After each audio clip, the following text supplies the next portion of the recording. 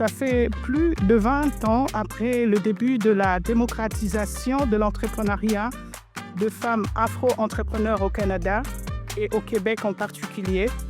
Nous assistons à une transformation notable, notamment l'essor d'une dynamique entrepreneuriale où de femmes issues de divers horizons et notamment des immigrations africaines sont de plus en plus nombreuses à s'engager et à innover. Je tiens à féliciter le Chantier d'Afrique du Canada pour l'organisation du tout premier Symposium international des femmes afro-entrepreneurs. La grande première de ce symposium est votre espace. Un espace pour apprendre, un espace pour partager, un espace pour bâtir ensemble. Il y avait toutes sortes d'embûches ou d'obstacles, de difficultés, mais justement, c'est ça aussi un entrepreneur ou une entrepreneur. C'est quelqu'un qui est capable de, je dirais, transformer les obstacles en opportunités. Comme là, on est devant, vous nous connaissez à cause de Chafrique. Donc, vraiment, merci Chafrique pour tout l'accompagnement que vous faites parce que trouver des pop-up shops, des événements, nous subventionner, c'est vraiment comme... J'ai jamais vu ça ailleurs. Parce que pour réussir, il faut avoir de bons groupes, de bonnes personnes qui ont de l'expérience et qui peuvent vraiment t'accompagner dans ta vision, en principe.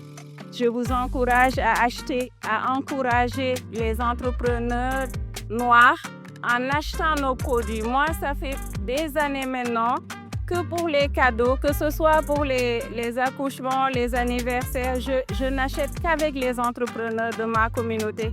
Parce que c'est seulement comme ça qu'on va les encourager et c'est seulement comme ça qu'on va avoir des entrepreneurs millionnaires. Les barrières demeurent. Alors, il faut des événements comme aujourd'hui pour se partager des réalités et mieux comprendre qu'est-ce qu'on peut faire. Et tout cet argent qui est investi pour l'entrepreneuriat féminin, ça va où? Il faudrait qu'on fasse cet exercice-là pour voir. Bientôt, il y a l'intelligence artificielle qui arrive. Il y a toute ça, la technologie arrive. Maintenant, où est-ce que la femme va se situer? Donc, moi, je pense que c'est un exercice que tout le monde ici, on pourrait raisonner dessus pour essayer de voir. On va créer cette table ensemble, table de concertation, parce que ça prend ça pour qu'on avance. On en parle, mais il faut avoir de l'audace. On a besoin de se rallier, on a besoin d'avoir cet espace de concertation, mais en même temps, d'être capable de créer cette masse critique en tant que communauté pour qu'on soit forte. Quand on parle des femmes afro-entrepreneurs, donc il faut pouvoir reconnaître ces discriminations spécifiques qui sont vécues par ces femmes, mais également, évidemment, pouvoir documenter aussi les stratégies qu'elles mettent en place pour pallier à ces oppressions qu'elles vivent, leur agentivité et évidemment tous les soutiens qu'elles peuvent avoir pour y faire face.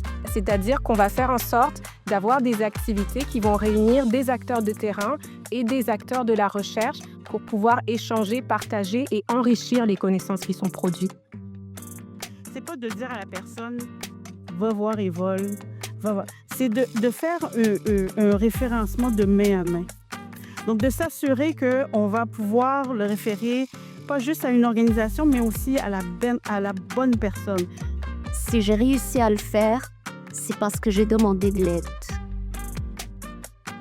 Donc, le symposium, c'est le genre d'événement qui peut vraiment faire toute la différence dans les parcours des femmes afro-entrepreneurs qui sont présentes ici ce soir.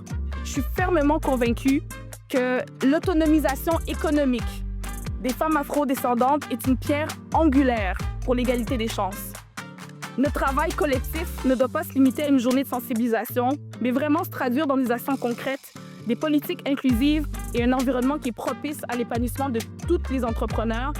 On voulait profiter de cette grande première pour annoncer le lancement du concours Ubuntu, la première édition.